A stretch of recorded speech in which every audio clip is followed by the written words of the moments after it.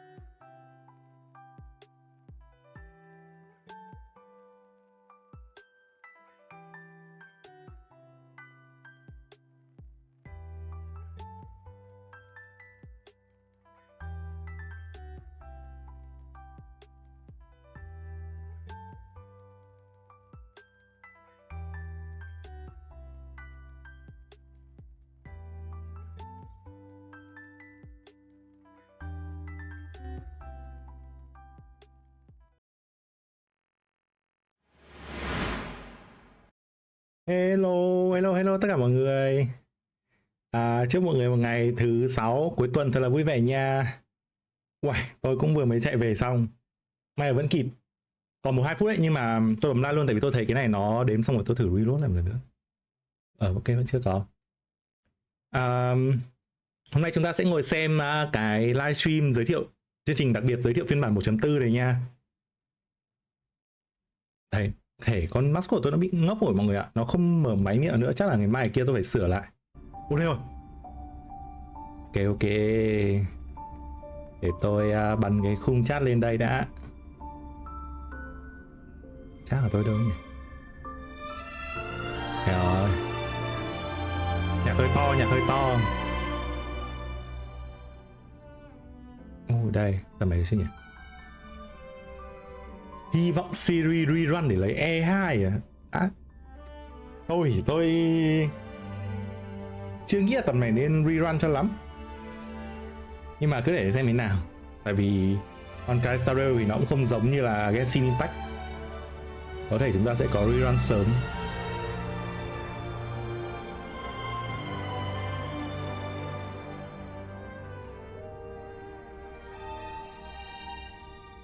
Muốn support ngon để đi content khó vì lỡ skip lâu cha.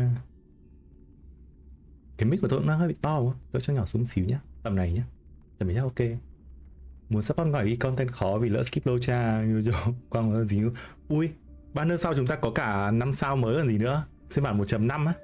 Mọi người cũng xem cái drip marketing đấy rồi đúng không? Chúng ta có hua em gì nhỉ? Chủ phù mới hệ phong. Yeah, chúng ta có một em chủ phù mới hệ phong 5 sao. Trông có vẻ rất giống line giữa Chi và Sucro bên Genshin. Mong rerun lâu trả hơi sớm. Đấy, sim lỏ cặp Silly Bonja muốn up mắt. Mình chưa có Bonja. Tới giờ tôi vẫn chưa thấy Phu Xuân đâu. Chỉ thấy Phu Xuân chủ phú. Banner Phu Xuân còn dài không nhỉ? Nếu mà hôm nay là thứ tư tuần sau nữa sẽ update đúng không? Là chúng ta còn khoảng bao nhiêu? 15 ngày à? À không, đến. Còn có 11-12 ngày. Em lệch ra Mona rồi á. Ủa? Tại sao Ron Honkai Star Rail lại lệch ra Mona? Hello bạn, Tuấn Điệp Nguyễn nha. Em xin lỗi vì trước lớp bảo anh phèn. Ủa? Trời, bảo tôi phèn ở đâu vậy? Có nhờ đúng là nhiều lúc tôi phèn thật mà. Không sao đâu. Anh Honkai Star Rail có sự kiện đăng nhập đá 800. Mình cũng thấy rồi. Hôm nay vừa vào thấy xong. Đăng nhập lại thêm có cái banner hình Phu Xuân đúng không? Tính ra 1.1 và 1. Để tôi tính. Tính ra 1.1 và 1.3 may mắn vì lấy được cả hai nhân vật đang rate up. Nên chơi game nhàn quá. 1.1 với 1.3 là nhân vật gì nhỉ? Ý bạn bảo như gì nhỉ? 1.3 là ý bạn là lấy cả hai á? Lấy cả hai đan heng với cả gì? Phu Xuân à? Còn 1.1 thì là cái gì nhỉ? 1.1 là có phải là Dinh Doan đâu, hay 1.1 là Silver Whoop ta? Không nhớ 1.1 là gì nữa rồi. Sinh nhật Genshin, em gái ủng hộ. Yeah. Em đang ăn ở ngoài mạng lag quá à. Mình cũng vừa phải chạy về từ ngoài về xong, may quá về kịp. Đường tắc hay là tắc.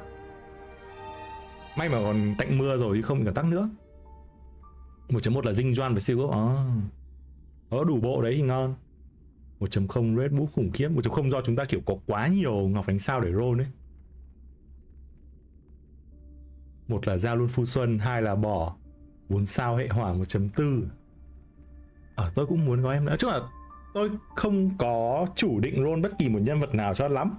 Cứ banner nào ra là tôi cũng sẽ bấm roll mỗi khi có đủ x10. Rồi ra được con nào thì ra. Con nào có rồi thì thôi. Em lấy cả hai sói, Lucha cộng đan hay phu xuân. Nói chung là nếu mà lấy được tầm này những nhân vật mà đáng để lấy nhất tôi vẫn nghĩ là Lucha với Phu Xuân với cả Silver Whoop.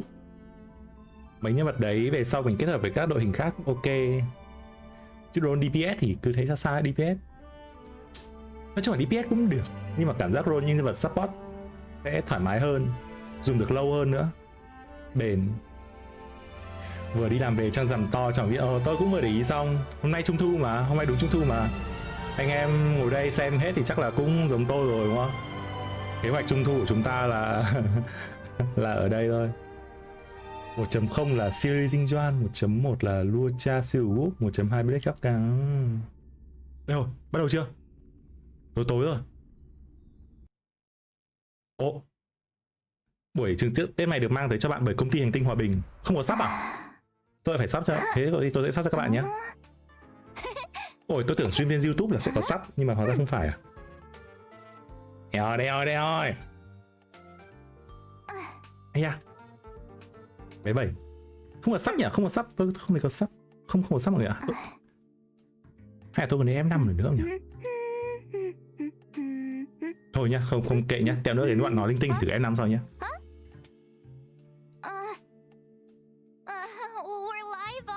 Chúng ta đã bắt đầu live rồi á? Đúng rồi.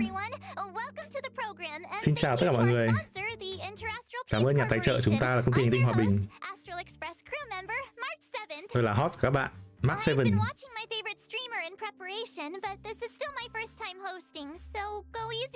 Đây là lần đầu tiên tôi dẫn chương trình đến ra mọi người nhẹ nhàng với tôi nhé. Tôi phải nói gì nhỉ? Đừng quên bấm like, follow, share nhá. Mọi người cũng đừng quên bấm like, share, follow cho tôi cái like này nhá. Gì nữa ta? Ok, không chờ đợi nữa, chúng ta bắt đầu ngay thôi. Trailer bắt đầu. Wow, trailer 1.4. Hình ảnh người. Wow. Cái gì đây? Wow. Nhân vật mới. Pokemon à? Wow.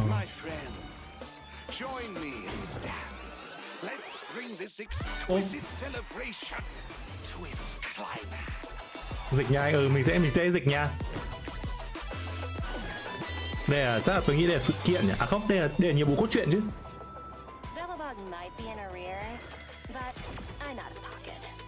Đây là giới thiệu mới đầu thôi. Đấy, không có gì cả. Wow, kỹ năng của của Topaz kìa.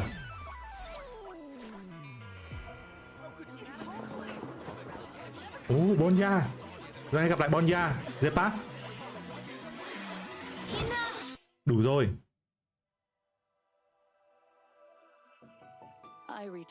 Wow.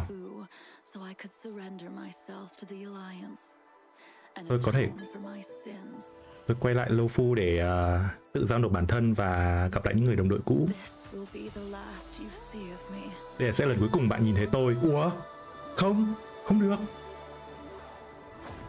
Chị Mi đâu anh dai? Âm thanh stream hơi bé à? Thế à? Tôi ra to lên nhá. Thế nào bé? Tiếng tôi bé, tiếng game bé, bạn biết để tôi biết để tôi tăng lên. Chị Mi vẫn đang ở công ty. Wow. Cái gì nhỉ? Tôi quên mất tên con bé rồi, tên bà ấy rồi. Bai Hang à? Đúng không nhỉ? Tôi quên mất tên cái người cuối cùng trong Vân Thượng Ngũ Kiều ấy rồi. Wow. Cốt đầu tiên, từ từ nhá. Tôi sẽ gõ cốt về, tôi thử F5 xem nó có Việt sắp nhá, hình như là không đúng không? Khả năng là không có. Không có Việt sắp rồi, ok. Tôi biết thế. Bai Hang đúng không? Tôi quên mất tên. PS5 vào ngày mùng 11 tháng 1. Mùng 11 tháng 10. Chính là cốt đầu tiên. TPA. Đây để tôi gõ, tôi gắn cốt lên nha. 8H27 8H27 GBRGP. Đúng nhỉ? TAP 8H27 GBRGP. Chờ đủ 3 cốt à? Thôi đấy, tôi cứ ghim từng cái lên một. Xong rồi có gì? Ôi trời, tôi ghim nhầm comment bạn Hiếu ấy rồi. Đấy. Đây. Đấy, tôi ghi một code đầu tiên rồi nha mọi người. Bên kênh chính chủ đang spam mommy ở đây, kênh chính chủ đấy. Đấy, chúng ta sẽ... Ồ thôi, lại tiếp tục rồi. Hành trình của nhà khai phá tiếp tục. Có rất nhiều điều thú vị đang chờ đợi chúng ta ngoài kia. Không thể chờ đợi để tôi chụp ảnh lại. Rất vui, rất mong được gặp lại Dinh Lưu. Được gặp Dinh Lưu. Sai mã à? Ủa? Sai à? Thế sai để theo tôi kiểm tra lại nhá.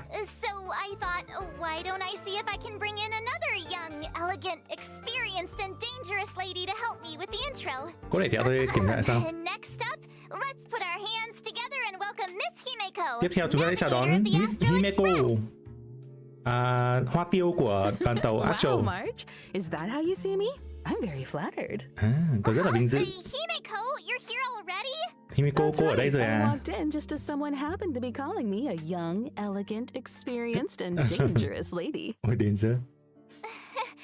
You're all those things. So, you want to take it from here, Bạn Himeko? cô có muốn tiếp tục từ đây không, Where Himeko? were we? Chúng ta đang ở đâu Hi ý nhỉ? everyone. As Marge said, I'm Himeko. Xin chào người, tôi là navigator of the Himeko, Astral Express. hoa tiêu của tàu Today I'll Astro. be introducing you to a living Xianzhou Hôm nay tôi legend, sẽ giới thiệu bạn Jingliu. với một gọi là gì nhỉ? Huyền thoại sống của Xiên Giao Lâu Phu, quý cô Dinh Lưu. Wow, trông cũng đã đấy mọi người ạ. Nhưng mà đợt này tâm trí tôi đang để dành cho thủy thần bên Genshin nhiều hơn.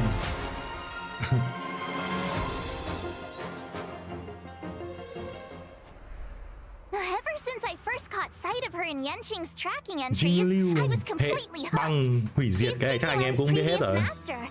I bet she's got all kinds of hidden stories to tell. As Mommy. one of the High Cloud Quintet, she was once the strongest swordmaster on the Luofu. Jingliu đã từng là kiếm sĩ mạnh mẽ nhất ở Xiên Giao Lâu Phu. She sometimes loses her grip on reality, perceiving herself as an unstoppable sword. Wow. Jingliu's so ruthless. She even attacked her apprentice's apprentice. And she Dinh figured Lưu out Yenching's rất là fighting tàn style bạo à? just from the Thậm chí sound cô of ấy his còn tấn công swords. chính những người bạn mình ở trong hội Vân Thượng Ngũ Bold if Kiêu. I saw her coming my way. I can't say I blame you. After the Mara took hold of Jingliu, she became a different person. Sau khi Dinh Lưu As bị for the day she cái crossed hội xác nhập paths with ma Yanqing, thì cô biến thành it một was người khác. quite the twist of fate. I guess so. In any case, Jingliu is unpredictable at the best Dinh Lưu of sống nhiều quan times. tài của Lô But Trà. if you catch her on a good day, she's as calm as moonlight on a silent night. Wow. Nicely put. Dinh Lưu Her bình tĩnh như power là is ánh trăng trong actually đêm. deeply connected to trong the đêm tĩnh moon's lặng. phases. Jingliu is an ice-type character following the path of destruction. Đấy, Dinh who Lưu hệ uses băng hủy two diệt. different states in combat. Có hai Different trạng thái states? đặc biệt ở trong What's combat. that? Hai state. Think of it this way. When Jingliu is in prolonged combat, her Mara-struck persona takes over and she changes states. Ồ, When nếu mà Jingliu Dinh Lưu uses her skill, combat lâu thì sẽ bị Transcendent Mara Flash, struck. she accumulates stacks of syzygy. Whoa. Wow, Is cái này it tôi cần phải có một cái bản dịch tiếng Việt để có thể hiểu kỹ hơn. Sword move from Mr. Cien's story? The one that cuts through time itself? You sure seem well-versed in High Cloud Quintet stories, Có 30 Marge. ngọc ánh sao ôn lưu Dinh Lưu không? When Tùy bạn, syzygy bạn stacks up waifu to a thì set cứ amount, thoải mái nha. Jingliu Jingliu Game is này game waifu mà, consumed chúng by ta thích ai Mara cứ quẩy and thôi. enters a spectral transmigration Đủ sức hút. state. Brady, In the chuồng spectral gà không. transmigration state, Tôi nghĩ là Jingliu's cũng every ok á. attack deducts Jingliu a là set cũng ok á. percentage of HP from her allies' Các bạn là max mình, HP. tôi là nam, However, con trai, anh em her đấy chắc đa số attack cũng thế. increases according to the corresponding total HP consumed. Nhân vật nữ thì cũng thế. See? I told Nhưng mà nữ you thì chúng she lại thích là nhân vật attacks nam. her allies. While in the spectral transmigration state, Jingliu's skill, Transcendent Flash, becomes Moon on Glacial River, and she is unable to launch basic attacks. Moon on Glacial River doesn't consume skill points, but does consume stacks of syzygy. When stacks reach 0, Jingliu exits the spectral transmigration state. Jingliu's ultimate, Floor Ephemeral Dream Từ từ nhá, tôi nghe hết rồi, tôi sẽ nói lại mọi người sau nhé. Từ họ nói liên tục. Single target and adjacent enemies, as well as granting her additional stacks of syzygy. Whether it's normal Có nghĩa là state Jingliu ice sẽ có một cái beauty sách gì đấy Jingliu, mà khi mà Jingliu full sách đấy thì sẽ không thể đánh thường nữa mà bắt buộc phải dùng kỹ năng. Sau khi dùng kỹ năng xong sẽ tiêu thụ hết sách đấy và quay trở lại trạng thái bình thường và đánh thường được tiếp. Chiêu quy thì là đánh đơn mục tiêu nhưng mà sẽ lan ra 2 mục tiêu ở bên cạnh. Lan ra các mục tiêu ở bên cạnh. The famous confrontation with her apprentice Jing Yuan would come later. Trạng thái cởi băng mắt đó thì chắc là đấy. Họ bảo là Jingliu trong combat sẽ có 2 trạng thái. Anh học tiếng Anh kiểu gì nghe này vậy? Mình học tiếng Anh qua game mà. In the brand new Wow. 1.4 mission, Clouds Leave No Trace, an anonymous Mây letter không để lại dấu vết gì silently cả. appears on the Express. Anonymous letter It silently. seems an unexpected Một lá thư visitor bất has ngờ xuất hiện ở trên đoàn tàu extended Express. invitation Có vẻ như and là is một hành looking khách to bất ngờ connect đã with Don Hum to nhận delve lời deeper mời into và the có như tale người of vẻ như người này có Xianzhou. kết nối với Dan Past Heng. events may Đây feel chắc là nhiệm vụ distant đồng in the hành với cả present, Jingliu but thôi, it's đúng không? only right to give this story its proper conclusion. Wow, chúng ta có hình blade tóc Valiant trắng kìa. figures from times of Ba old Heng. reunite with familiar faces and find themselves Một con in a nữa, world đây ý bạn là drastically Ba Heng đúng không? reshaped Nhưng from như the Ba one Heng they once knew. I nghe heard the đồn không biết là reason có Jingliu ngủ wears a không? blindfold is to avoid catching sight of certain objects on Với the cả tối nay tẹo nữa Xianzhou. sau khi live xong rồi sẽ có một Things video that về would Jingliu trigger nữa her mọi người ạ. memory and the Mara inside her. Well, Chị not Mi bé anh ơi. seeing isn't Mi the bé same ở as trang not remembering. chat. She's never bé forgotten join the those who chat. fought alongside her. As for Ba Heng solving không có the vũ khí Mara à? predicament, Ba Heng we'll just trong have hình to này stay giấu tuned vũ for khí the nhưng mà upcoming chúng ta đều biết là Xianzhou Ba Heng là một nhân vật sử dụng cung. Looks like Jingliu's next move is gonna be trending all over the Xianzhou. Wow. Hey, Himeko, what if I start doing my own live streams? Himeko- They could track Jingliu's every step. I bet they'd get loads of views. Mark 7 là muốn tự làm livestream xong rồi follow Jingliu khắp mọi nơi. your content will probably end up clashing with the IPCs. Really? Cái gì đấy mà Himeko bảo là cái nội dung của Mark 7 sẽ bị công ty hành binh hòa bình sờ gáy. Anyway, how do you think I'm doing so far, Himeko? Himeko, chị nghĩ em đang làm như thế nào rồi? Nhạc bình thường là chúng ta có con cú đúng không? Có con cú với cả có mấy chibi, tập này là khác.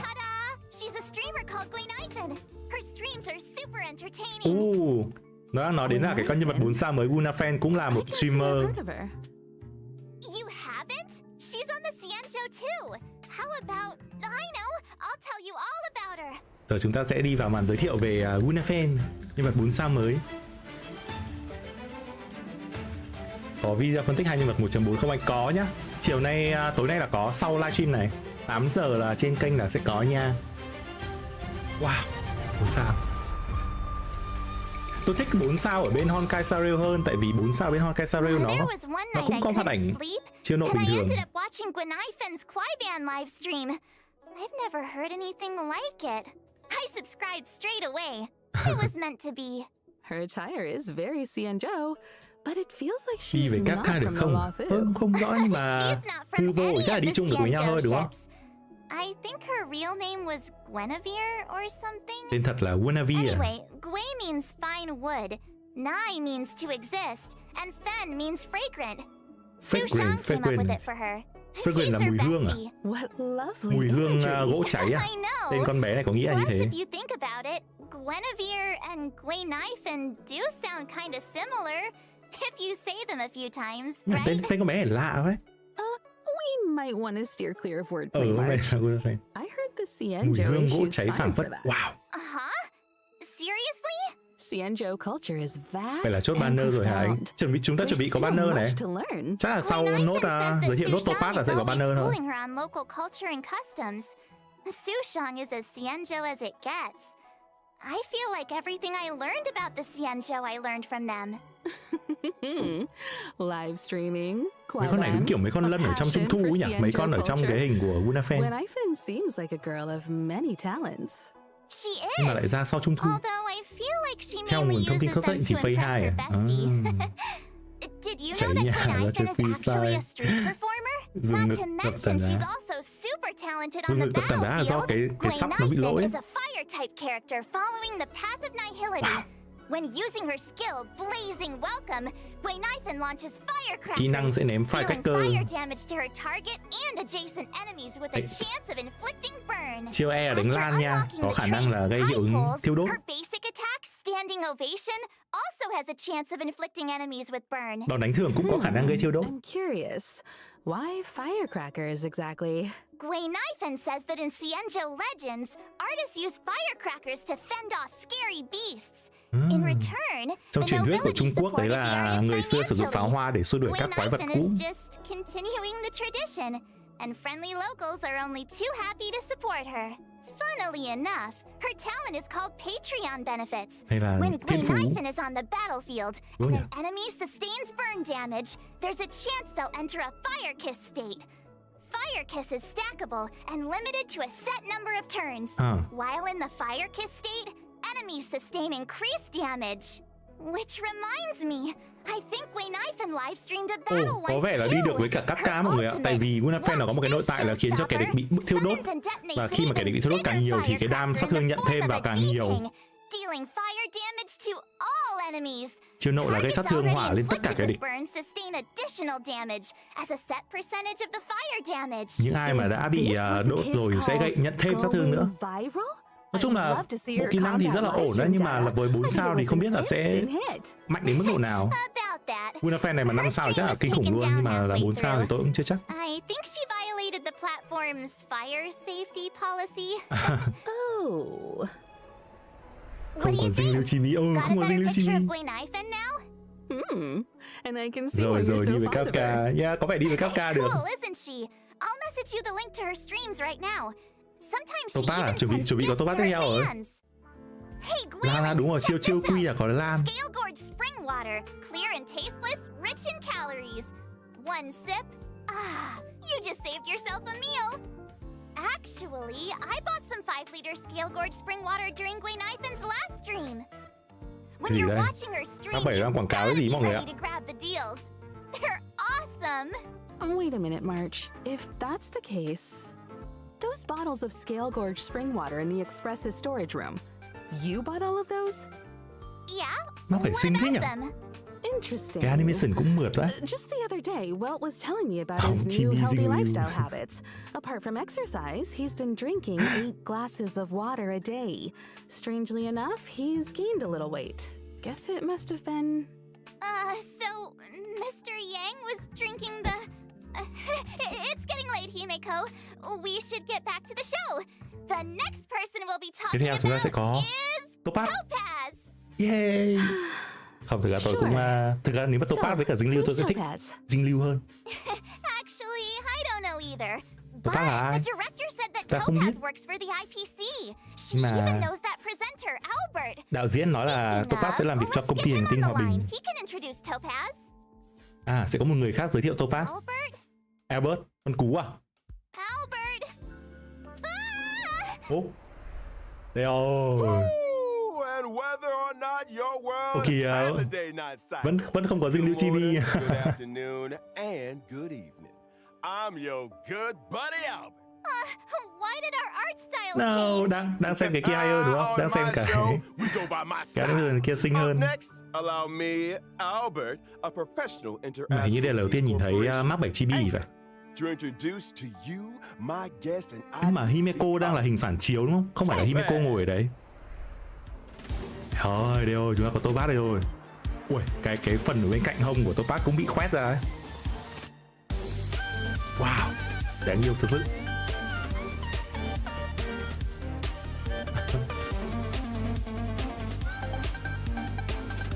con lợn này của Topaz trông có vẻ đẹp hơn mấy con lợn mà chúng ta hay đánh ở trên map đúng không? Có vẻ màu vàng vàng. Topaz is a rising star in the IPC Strategic Investment Department. Currently heading up the Special Debts Picket Team. She's a combination of youth, elegance, and remarkable ability. The Special Debts Picket Team. I think I've heard of them. Well, as you may know, among the universe's major investors and lenders, the IPC is a big fish. And with so many venture capital projects, there are bound to be bumps in the road. Nó cũng phải có cái gì đấy mới lạ. To smooth out the bumps and make sure we recover what's owed. Oh, I get it. So the corporations in the red? Kiểu thực ra tôi không nghĩ là cái nhân vật đấy nó phải làm gì quan trọng. Cái thứ cuối cùng mà mọi người quan trọng nó vẫn chỉ là nhân vật này gây được bao nhiêu sát thương thôi, đúng không? Tất cả mọi thứ đều quay trở về vấn đề là như thế. Nó đánh theo sau hay là đánh đơn hay đánh lan hay đánh gì đánh, miễn là cứ gây được nhiều sát thương thì kiểu gì mọi người cũng thích. Within the walls of the IPC, there is indeed a rumor that Topaz's stellar success might have something of the supernatural about it. Oh? Supernatural? 60 đá. Oh, reminds me of Glen Ivan's Luôn Topaz mỗi ngày nhận 60 đá miễn phí thật. Let's not jump the gun. Luôn. When people think of Topaz, không phải 5 đá nhắn tin mà mỗi ngày 60 đá. But a certain unmistakable companion. Đang xem chùa không sắp đâu, để xem chính chủ bạn ơi. Chính chủ nhưng mà không có sắp. They may look like a cute mascot, but Numby is Topaz's trusted sidekick, both at work. Săn bắn thì đam đơn đảm bảo. Săn bắn thì thường vẫn là đam đơn mục tiêu tại vì nó là cái trait của săn bắn rồi. Security checks, debt settlements and calculations are all child's play. Con lợn này hút tiền. Together with Topaz, they traverse the nhưng mà Topaz có 2 con à? Ở bên tay bên kia cũng đang có một con Topaz đang gối tay lên nhỉ? Numby is a legit employee. Theo ad thì 33.000 ngọc được mấy em nhỉ? 33.000 ngọc à? 16 là 16.000 là 100, 33 là 200. 200 tôi nghĩ hên được khoảng 3 em. Hên nữa thì 4 em. Để tính cả lệch rate. At the start of an allied turn, if no enemy on the battlefield is inflicted with proof of debt, Topaz will inflict this state on a random enemy, thereby boosting the follow-up attack damage they receive. Tăng sát thương theo sau nhân vật này phải nhận vào. Con lợn sẽ đòn đánh theo sau, đúng không? Drop bắn và con lợn đòn đánh theo sau. Numby's action is advanced forward. Seems like Numby and Topaz share a strong bond. Con lợn đánh tiếp. Con lợn là một tên riêng. Speaking of which, Topaz's skill, difficulty pan, is able to reallocate proof of debt to a different target, allowing Numby to immediately launch an assault and deal a set percentage of Topaz's attack as fire damage to the new target. This counts as a follow-up attack.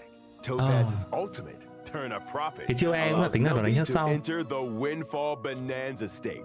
In this state, damage and crit damage dealt by Numby both experience an increase. Chiêu quy tăng đam và crit đam cho con lợn. Or ultimate hits an enemy inflicted with proof of death.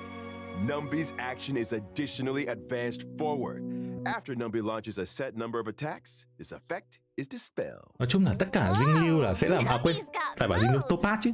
Topaz là sẽ muốn cho con lợn đánh càng nhiều càng tốt. Và đam chính của Topaz sẽ đến từ con lợn, chứ không phải đam của Topaz. Theo tôi hiểu là như thế. They'll respond in kind. Hold on to your hats, folks. Numby's not done yet. Numby nó tìm được mấy cái hòm của mình. Đây là cái hỗ trợ để đi khám phá. Thế tiện nhỉ? Thì cái scene có một cái con như thế này. Nó tìm được là lợn. Sao chúng ta giết nó? Nó không chạy, con lợn kia không chạy. Our little warp trotter regenerates a set amount of Topaz's energy after launching their first attack. Topaz and Numby are still in the team after winning a battle entered in this way. The team receives a small amount of additional credits up to a set daily limit. The above also goes for winning battles entered in this way within the simulated universe. But instead of credits, the team receives a small amount of cosmic fragments with a chance to bag a random curio. Dùng nội tại thì sẽ dùng nội tại của Topaz trong vũ trụ mô phỏng tăng cái điểm mình nhận được trong vũ trụ mô phỏng ấy, hoặc là có thể khả năng nhỏ nhận được vật thể lạ. Bá vậy. Careful now. If there's an eon of prosperity, có nghĩa là cái nội tại của Topaz là bị kiểu hơi bị vô lý nha. Kiểu cheat ấy, kiểu hơi cheat rồi á. Kiểu dùng nội tại đầu tiên nhận được thêm vật thể lạ ở trong vũ trụ mô phỏng thì kiểu dị vậy. Mảnh vũ trụ, yes. Work should make you happy. Topaz looks after Numby because she loves them. Simple as that. That's not all I heard. In version 1.4, 1.4 chúng ta sẽ có gì đấy? Boss mới à? Boss này sẽ là cho nguyên liệu đột phá của Topaz với Gunnafen. Are you sure Topaz is just your colleague? It feels like she's got a way bigger role than you. What? Clearly, you've never worked in a top-tier company. In esteemed enterprises like ours, we stress a horizontal approach to con Albert này cũng làm việc cho công ty hành tinh hòa bình. Con cú này cũng làm việc cho công ty hành tinh hòa bình đúng không? They can exert unlimited influence and change the fate of a project. Himeko, is he making any sense Còn boss có khác gì boss vật lý đâu. Kiểu nhưng mà kiểu bây giờ Honkai series nó bị chia boss ra theo hệ. Tôi cũng không thích cái đó lắm. Nó bị nhiều quá, nhưng mà thôi biết sao được. Rồi nó Topaz tôi hứa.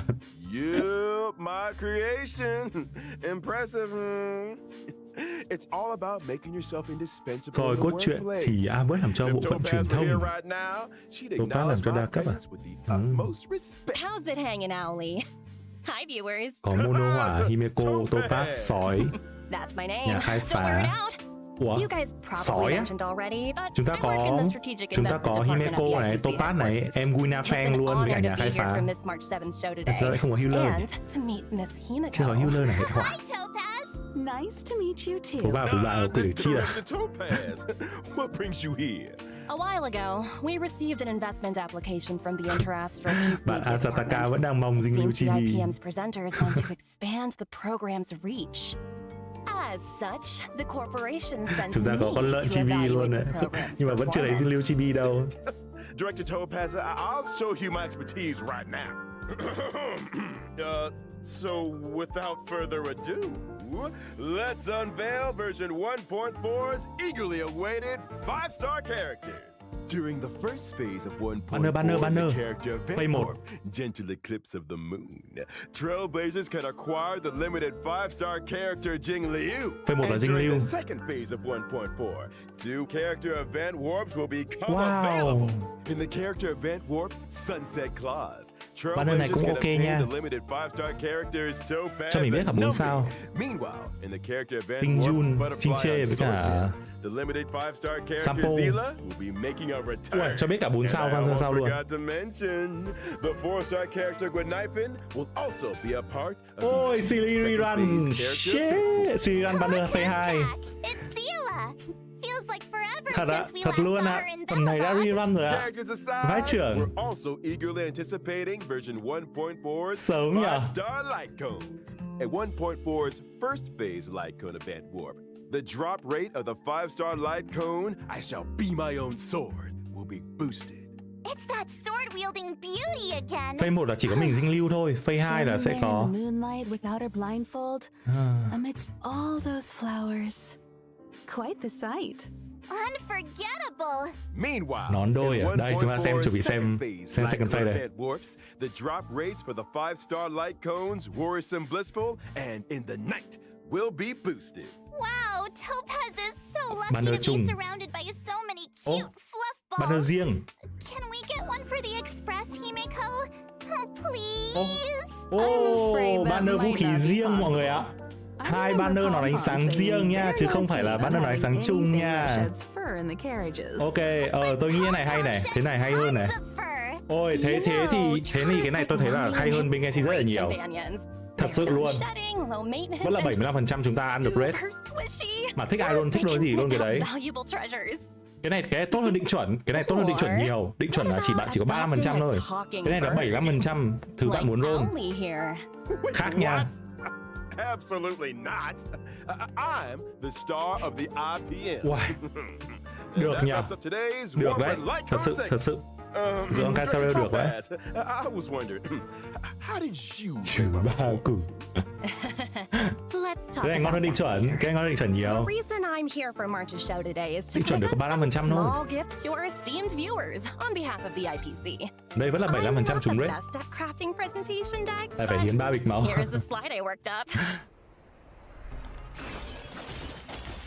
Chúng ta có code thứ hai. Để tôi gõ thêm code. Thực ra tôi phải copy lại code ở trên. Tài khoản không đồng. Ôi. Tức là quản series vẫn có rồi. Nhưng mà buồn cười nhỉ. Rerun mỗi một nửa phay sau. Tại sao không rerun luôn cả phay trước ta? Feel the frost in the space fantasy adventure Honkai Star Rail. Đây, tôi ghim lại cái mới lên. Có 2 code nha mọi người. Nhập trước là 11 giờ sáng mai nha. Uầy, tí có chơi Genshin không anh ạ? Tí chắc là không rồi. Tí nữa là mình stream này thôi. Xong rồi hết cái này thì sẽ có video ở trên kênh. Thì mọi người có gì có qua xem video trên kênh nha. Còn livestream chơi game thì chắc là cuối tuần. Banner phase 1 thì Banner phase 1 là sẽ có một mình Jing Lưu. Banner phase 2 chúng ta sẽ có Topaz với cả series nha.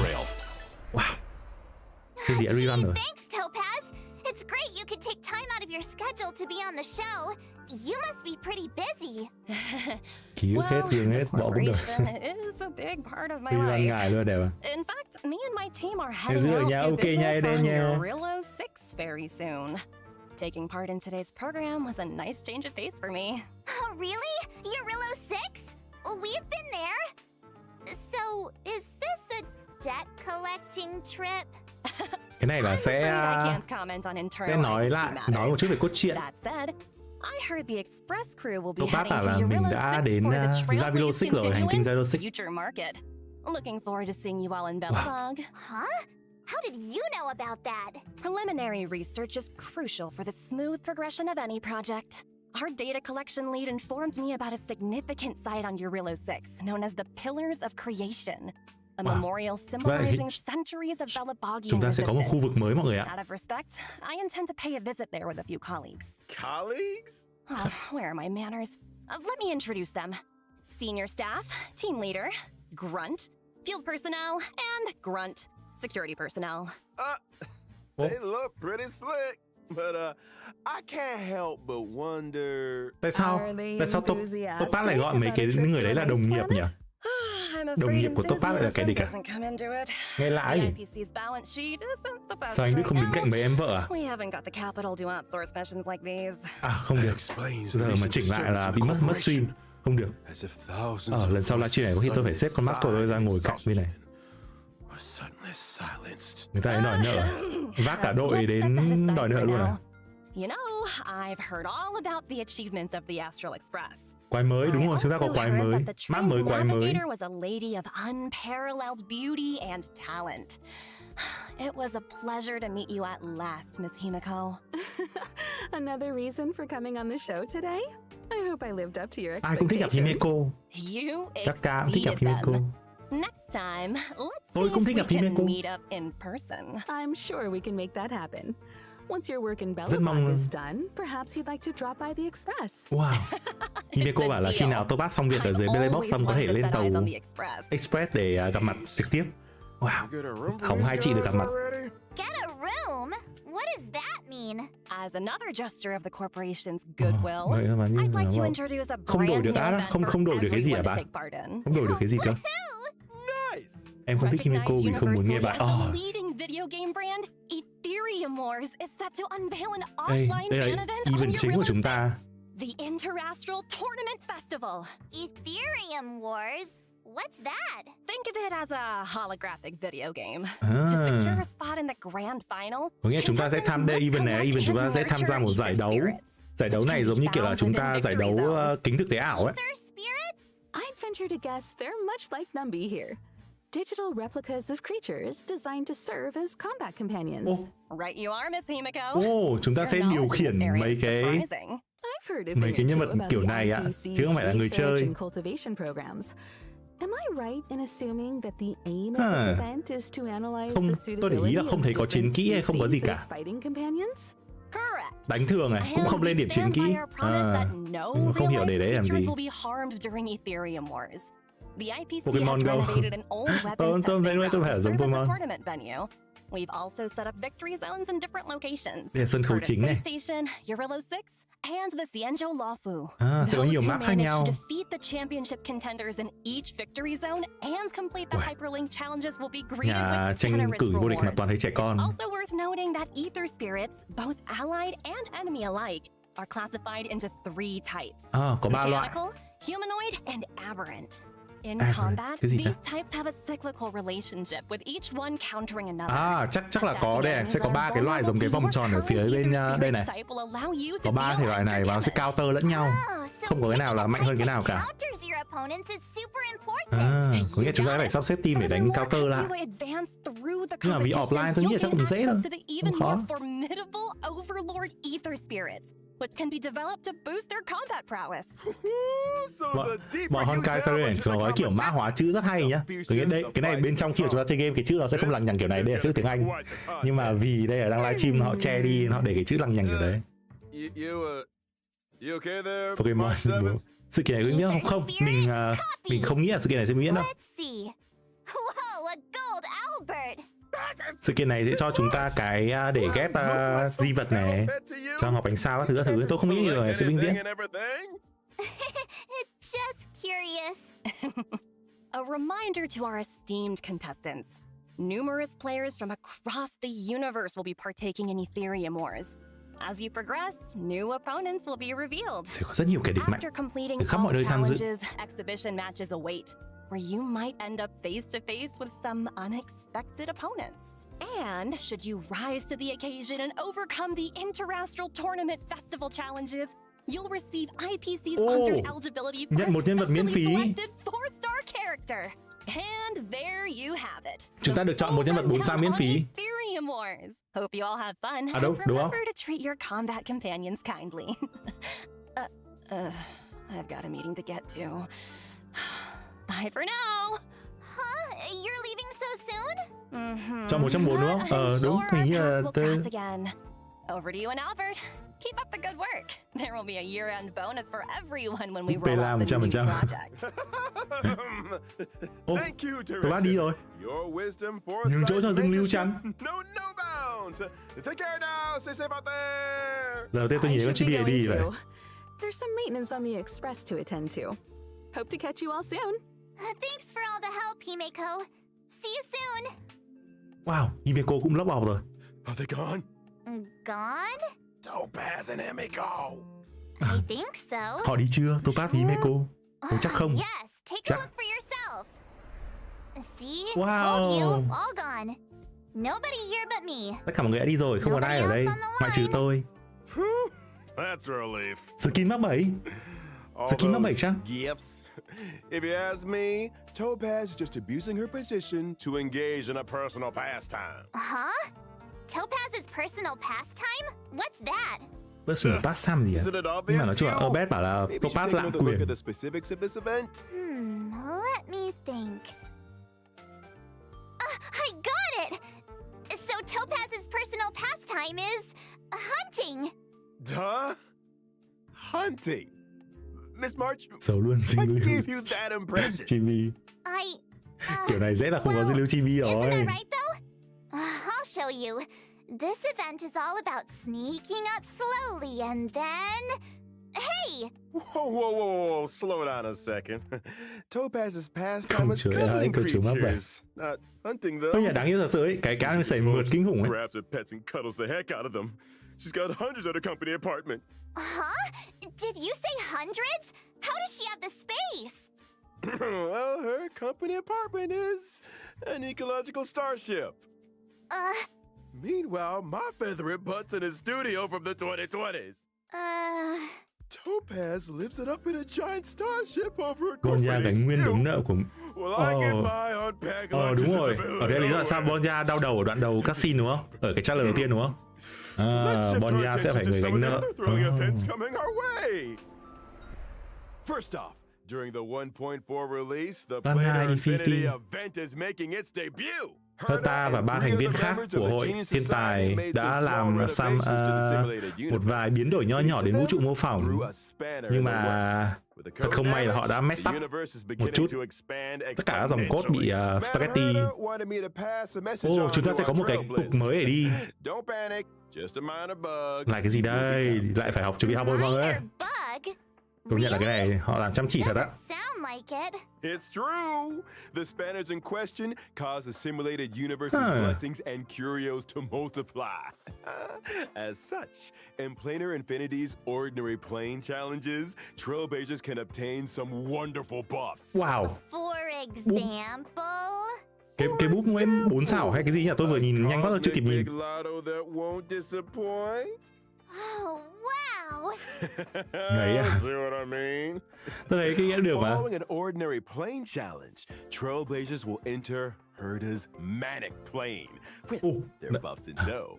Every time trailblazers successfully challenge a wave of enemies, a floor is successfully cleared. 4 sao ấn.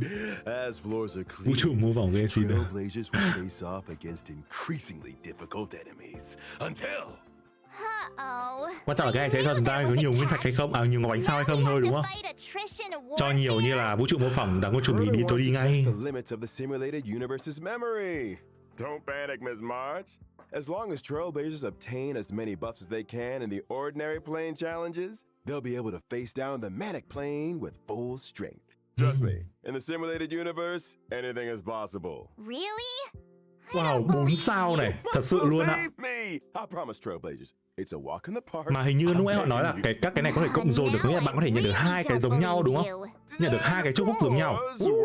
Ok. Chúng ta sẽ vẫn có điểm danh 10 ngày, quên 7 ngày để nhận 10 vé miễn phí. Cái này là giờ thành thành kiểu truyền thống rồi. Phiên bản nào chúng ta cũng sẽ có 10 vé miễn phí.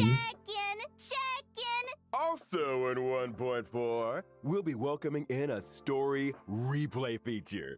When interacting with characters in the story, chúng ta sẽ được replay, chơi lại nhiệm vụ mọi người ạ. Nhưng mà cái chơi lại nhiệm vụ này có vẻ xịn đấy, có nghĩa là chúng ta được chơi hẳn lại luôn, xem lại cutscene luôn. Cái này Mi ơi, Mi còn không chắc không? Mi ơi, chúng ta không cần phải, chúng ta sắp được làm lại tất cả mọi thứ rồi. Và cái này bọn tôi đỡ phải đi tìm mấy cái số trên mạng, lấy luôn nick của mình thôi. Cái này là X2 đúng không? Đưa challenge to obtain more double, yes, X2 là X2 vị diện. X2 gì vậy? X2 gì lại sắp ra. X2 ra. Thôi mọi người, kiểu gì chúng ta vẫn phải farm mà. Có X2 cũng được. Pom-Pom never stops talking about that mysterious recipe they found. Things are gonna get real busy soon. X2 rất là rõ. It's not just the recipe. Wow, cái này. Pom-Pom's been talking about organizing a whole food tour event. Cái này không có Việt Nam đúng không? So strange. Cái này là collab KFC với cả Genshin với cả Honkai Star Rail à? Má mày xinh thế. Cái này time to feast actual Star Pistol. Pom Pom nhận được phù hiệu Pom Pom, huy hiệu Pom Pom, stand hình mắc 7 với đan hen với cả hai cái vé hai vé kia nghĩa bằng nhựa ấy. Hai đẹp. Cái này toàn cái này toàn mỗi Trung Quốc thôi, nhưng mà livestream cái này có nghĩa là chưa chắc là ở chỉ Trung Quốc đúng không? Cái khả năng tôi nghĩ là sẽ có ở nhiều nước ấy. Chúng ta sẽ có code thứ 3. Genshin với KFC chơi thân nhỉ? KFC nó tài trợ cho nhiều game gacha bên đấy lắm. Không chỉ riêng MiYoYo đâu. Ark9 xong rồi các game khác tôi thấy là cũng có. Tôi phải gõ lại. Đây tôi gõ nốt cái code thứ 3. 8H, 27, GBR, GP, GT, R, Z, 272, S9, Quốc thứ 3, MT, 79I,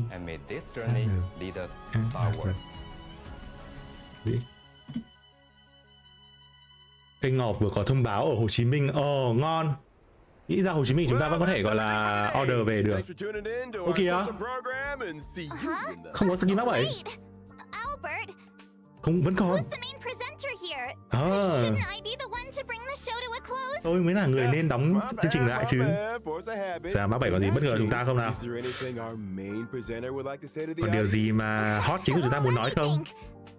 Để tôi nghĩ xem nào. Ok á. 50 billion. You might want to take a few zeros out there, Mark. Thầy, tôi vẫn đang hóng cái gì đấy bất ngờ ở đây nè. They're not paying me enough overtime, that's for sure. So whether or not your world has a day-night cycle, good morning, good afternoon, and get yourself home already. Albert, sign it off. Bye-bye. Wait, Albert. He really made a break for it. Albert đi rồi, còn mắc 7 thôi. So, that's all Dù for sao today's thì program. đây là tất cả mọi thứ. Cảm ơn mọi người đã tham gia. Tôi là host mắc 7. Chúc mọi người một ngày tốt lành. Ô kìa, skin mắc 7 đâu? Hết luôn ạ. Ô, đây rồi. Đều. After credit. Thật là mệt quá đi. Mắc 7 thay đồ rồi. Mắc 7 thay đồ. Come on. Cảm ơn. Thực ra tôi cảm thấy lo lắng lắm. Chắc là ai đó đã ủng hộ mắc 7. Không, mọi người mới là mọi người đã vất vả rồi. Cảm ơn.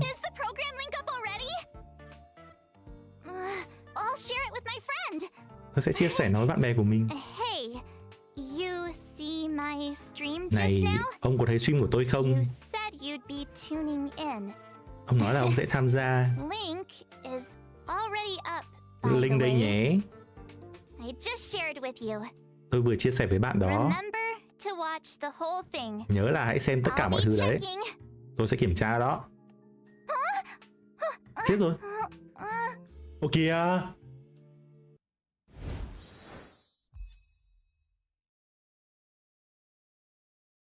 Này chắc hết thật rồi mọi người ạ. Xoay rồi. Ô kìa. Sao lại phải kiểu nhả thêm đoạn cuối làm gì nhỉ? Lạ nhỉ? Sao phải nhả thêm đoạn cuối nhỉ? Mọi người kênh chat luôn. Ô, thế là không có skin mắc 7 à? Hết rồi. Chúng ta có cái like, cho tôi xem lại cái này một chút. Nhưng mà ủa? Không có bất ngờ gì à? Chỉ là fan service thôi à? Không nhỉ, mắc 7 công nhận xinh thật. Trong cái anime rất xinh. Nhưng mà không có gì bất ngờ cả mọi người ạ. Vẫn kiểu bắt chúng ta N37 skin. Kiểu vẫn bắt chúng ta đợi thêm rồi. Ồ, hết thật rồi. Hết thật. Bye rồi. Chúng ta xem lại. Ô, sao cái YouTube của tôi nó đổi màu nền đằng sau nhỉ? Hay là do tôi bị ảo tưởng nhỉ? Hay bình thường nó cũng thế? Kệ đi. Đây, cái này chúng ta có tiếng Việt rồi. Nhưng mà nhận xét sơ qua thì tôi thấy là chúng ta không có nhiệm vụ nhiều nặng về cốt truyện lắm. Lại quay lại ra video 6, chưa có hành tinh mới. Không biết lần này ai xuống.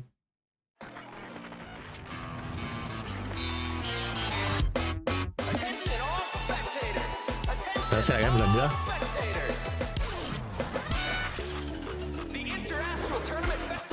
Nhận được đồ cứu FX không ạ? Đồ cứu FX là sao nhỉ? Từ nhá bạn nhá, để mình xem lại cái này một phát đã. My friends, join me in dance. Let's bring this exquisite celebration to its Fusion.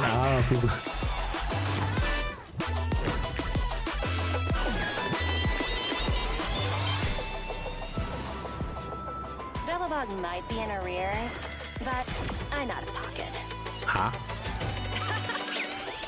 Go Nazi!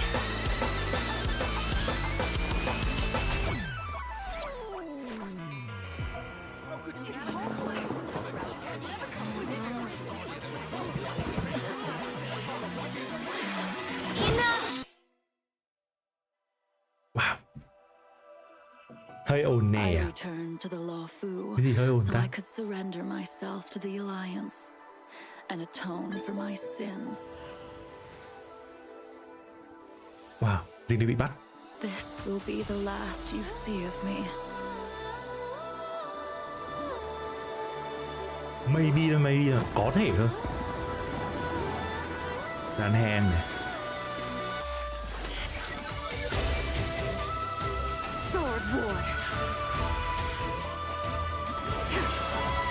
Xinh quá, xinh quá.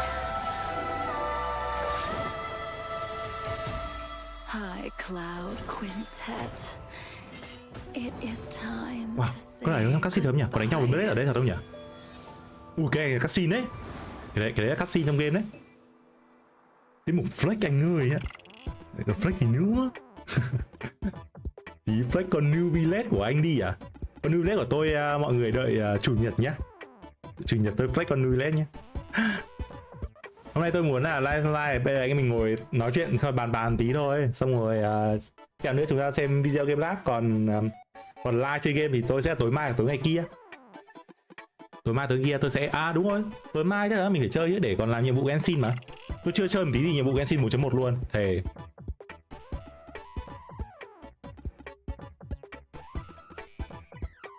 No. Dấu chi bị sinh lưu. Nói chung là tôi thấy cũng được, mà cái phiên bản này nhá, thậm chí đấy là nó có vẻ, họ có vẻ rất là tự hào về cái event này, nên thậm chí họ còn đưa cái event này lên. Ồ tiền. Họ còn đưa cái event này lên đầu tiên của trailer để biết luôn. Có nghĩa đây sẽ là thứ mà chúng ta tập trung nhiều nhất vào. Và có vẻ như là Dinh Lưu cũng, Topaz cũng tham gia vào event này. Xong rồi sau đấy là có Bellebox. Tôi không biết là Bellebox với cả cái nhiệm vụ này có phải là liên quan gì đến nhau không, nhưng mà khả năng là có nhỉ, khả năng là có. Và sau đấy chúng ta sẽ có một phần nhiệm vụ tiếp theo với cả ở Sinalofu. Có nghĩa bản sau sẽ có ở cả hai nơi. Đây chúng ta sẽ thấy là có đàn hàng xuất hiện ở đây, có nghĩa chúng ta sẽ quay lại đây. Xong rồi đoạn sau tôi còn thấy là Blade. Đây, đoạn này Blade đánh nhau với cả Dinh Lưu, rồi có kiểu flashback về quá khứ ấy. Có tí flashback về quá khứ là thời Blade vẫn còn đang là tóc trắng này. Thời này lúc này không phải đánh nhau đâu, lúc này chắc là đang luyện kiếm. Nhưng mà đây mà đang đánh nhau này, đây là đánh nhau sống chết thật luôn. Ôi từ từ đã, tôi vừa nhìn thấy kiếm của Blade có cái gì mọi người. Đi tìm tinh chứ. Mắt Blade thì không điên nhỉ? Đây là mắt kiểu đang trông kiểu hơi sườn to ấy, trông hơi ngố. Đây là mắt ấy kiểu trông kiểu buồn chứ không phải cái kiểu mắt kiểu đang kiểu gọi là sao nhỉ? Sát thủ đúng không? Đây là mắt kiểu đang khá là buồn. Tôi đánh giá như thế. Đến lúc phải từ biệt nhau rồi. Wow. Cái kiếm của Blade sáng ấy. Không, cái kia chắc là cái hiệu ứng của Blade thôi, chứ không có gì cả. Đây, cái hiệu ứng này. Cái hiệu ứng này chắc cái hiệu ứng kiếm Blade thôi. Thực ra tôi cũng không có gì cả. Đúng rồi. Wow. Đấy, mắt của Dinh Lưu cũng buồn cơ. Nhận đập đù không ạ? Đập đù à? Được. Thứ 7 chủ nhật đó mọi người. Ngày mai ngày kia nha, đập đồ flex là ngày mai ngày kia nha. Giống kiểu sinh tử à? Không biết là sau trận này có ai chết không? Tôi đoán là không. Xong rồi chúng ta lại có cái này. Không biết là Gunafang sẽ gia nhập vào lúc nào, cốt truyện Gunafang ở đâu. Banner. Đây, không biết cái đoạn này là event này. Đây là quay ở Sinalofu. Không biết là liệu Gunafang có xuất hiện trong cốt truyện event gì không nữa, hay chỉ đơn giản là tự nhiên chúng ta có Gunafang thôi. Event chính này. Cái này ok này. Vũ trụ mô phỏng cập nhật này. Cũng được. Đây này, mọi người nhìn thấy không? Cái này là sao nhỉ? Sau khi chọn một vận mệnh sẽ nhận 3 sao chúc phúc. Chúc phúc 3 sao tương ứng với vận mệnh đó. Mà nó đã cường hóa luôn rồi. Ngon thật sự ạ. Infinite.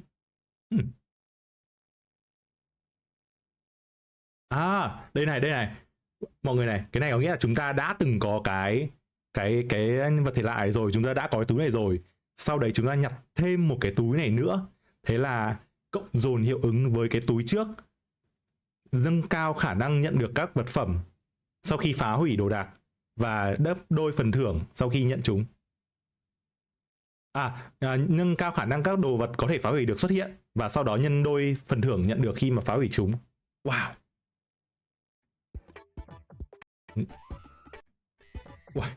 Ui, đập phát được 3 thứ luôn ạ. Dã man.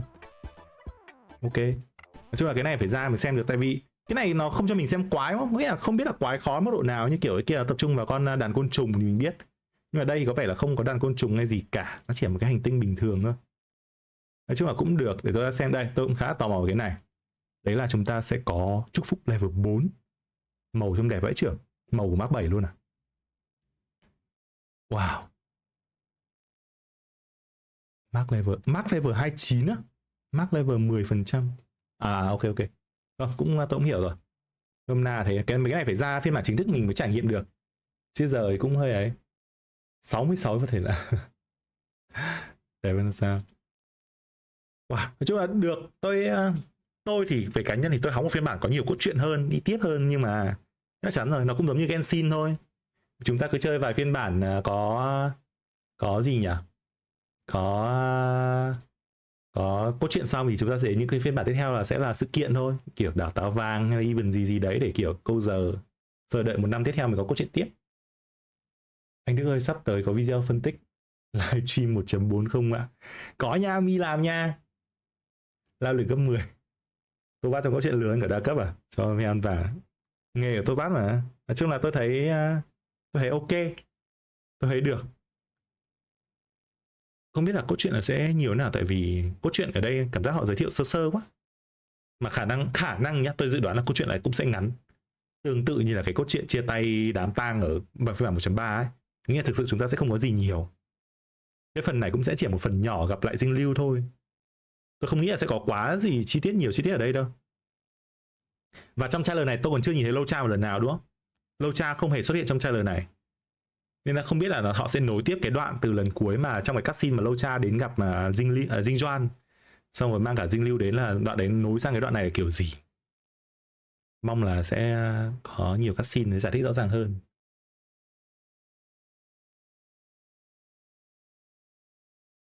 Không.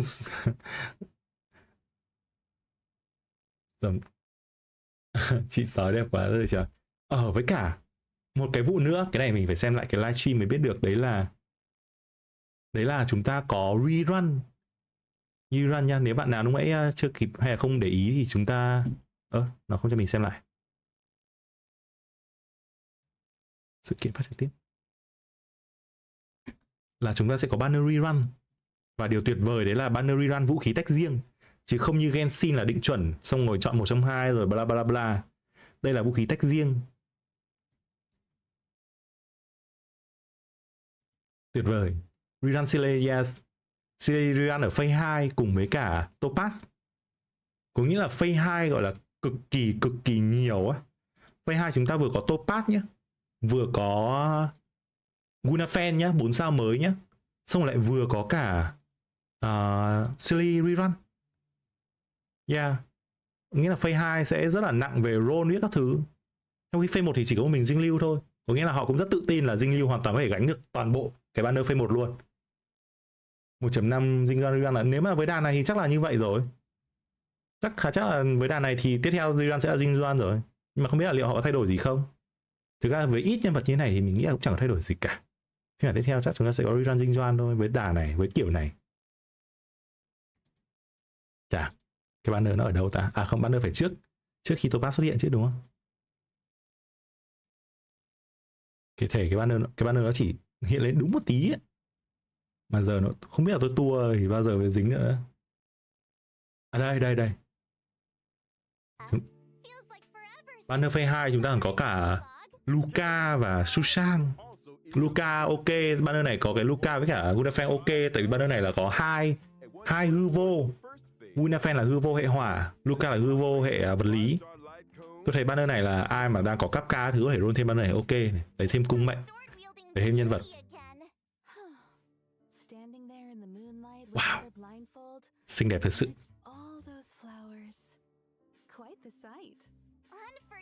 Tôi mong là tôi sẽ ra được dinh lưu.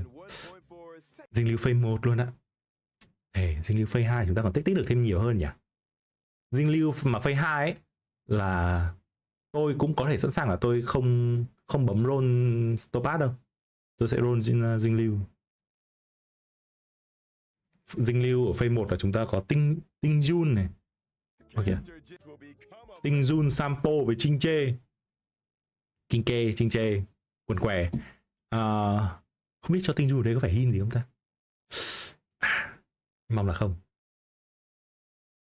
Tôi cũng đang muốn có thêm cung mệnh của tinh Jun. Không biết là chúng ta có gặp lại tinh Jun nhỉ? Thề. Hay là biết đâu sẽ tìm được thuốc cứu tinh Jun. Vẫn đi vào nữa. Vẫn đi vào tinh Jun chưa chết.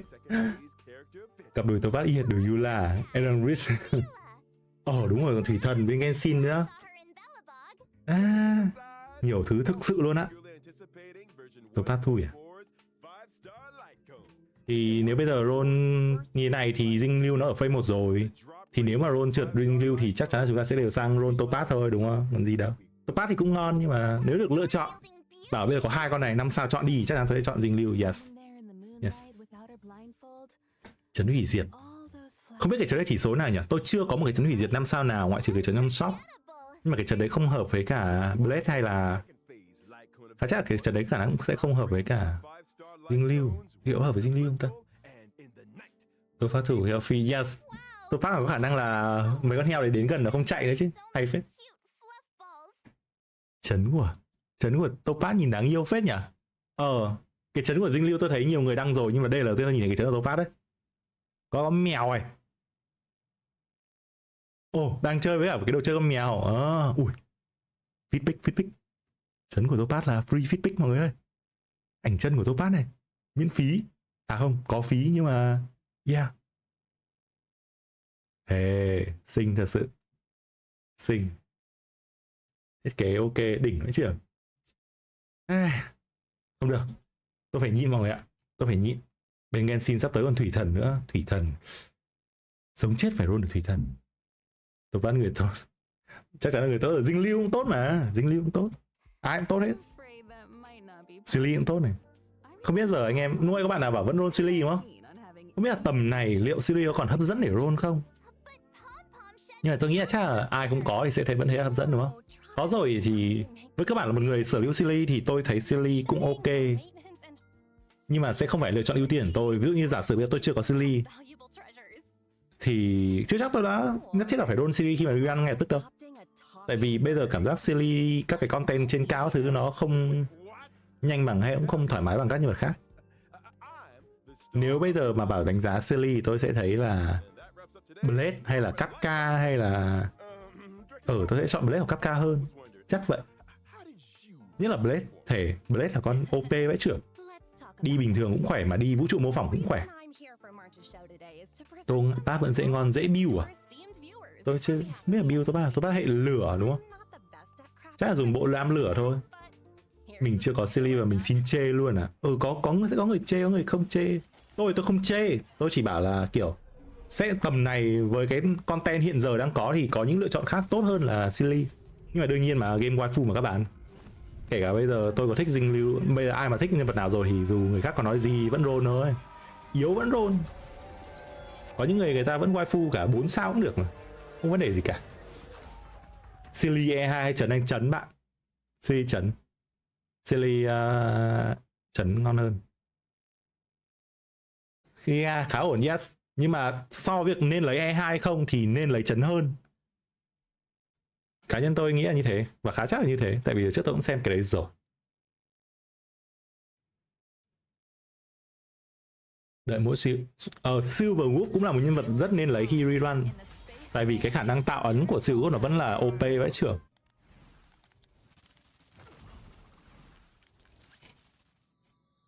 Cốt này chưa mai hết hạn, đúng rồi. Cốt này 11 giờ chưa mai hết hạn nha. Đây là 12 giờ UTC cộng 8 này thì chúng ta chỉ còn đến 11 giờ UTC cộng 7 thôi. Silly 12 phải có chấn, đúng. Sói bạc Phu Xuân với linh khỏe điên, team mono mà. Mono thì lúc nào sói bạc cũng sẽ gắn cái ấn lượng tử. Xong rồi mấy người còn lại quẩy thôi. Nói chung là cũng rất mong là sau này sẽ có thêm các cái nhân vật khác kiểu dạng như là Silver Wolf mà hệ khác. Nhưng mà tôi nghĩ là sẽ hơi khó tại vì những cái tính này nó khá độc nhất. Nếu mà nhiều nhân vật cùng có thì nó sẽ hơi kỳ lạ. Thôi, tôi 7:30 rồi, chắc là tôi cũng sẽ đi ra ngoài đây mọi người ạ. Mọi người tối nay trên kênh GameLab cũng có video về 2 nhân vật mới. Đấy là Topaz với cả Dinh Lưu do Mi làm. Mọi người có gì 8 giờ thì vào ủng hộ nha. Hôm nay chắc là tôi không thể ngồi chat lúc đấy được, tại lúc đấy tôi đi ra ngoài một xíu. Thế nên ra là tôi sẽ livestream ngày mai. Khá chắc ngày mai bình thường ngày mai tôi không livestream. Thứ bảy tôi không live, nhưng mà thứ bảy ngày mai tôi muốn live để tôi ngồi tôi làm nhiệm vụ Genshin Impact. Và chủ nhật có thể cũng là như vậy, tại vì chúng ta có đến 2 chương mà đúng không? Chương 3 và chương 4 của màn 3 và màn 4 của chương 4. Thế nên ra là khả năng là tôi sẽ cần phải live cả 2 ngày. Mỗi ngày chúng ta làm một chương. Phải làm thôi, không làm mấy hôm nữa sang tuần sau spoil chết. Tôi cũng phải làm để tôi ngồi đọc thêm, tôi muốn đọc thêm vãi mà. Giờ tôi không dám kích vào một cái bài nào với cái scene cả. Tại vì bây giờ kích vào chắc chắn là bị spoil. Thề tệ thực sự. Nhưng mai bắt đầu phải làm. Hai nhiệm vụ thần lâu vãi. Đấy, thế mai phải xúc tiến là phải để sớm mới làm thôi. Thế nhé mọi người. Hẹn mọi người ngày mai nha, tối mai nha, khoảng 8-9 giờ thì tôi ngồi chơi. Ai rảnh thì có gì vào anh mình lưu chiêu cùng bàn luận, hóng xem có hint gì không nữa. Thế, còn giờ tôi đi đây. Có gì mọi người 8 giờ ủng hộ trên kênh GameLab nha. Bye bye, bye bye. Hẹn mọi người ngày mai nha. Bye bye. Có video cốt truyện của Mi bé. Cốt truyện của Mi bé, ý bạn là sao? Tiểu sử cuộc đời Mi bé. Thế để tôi hỏi Mi bé có muốn làm nhé. Bye bye, bye Khánh nha.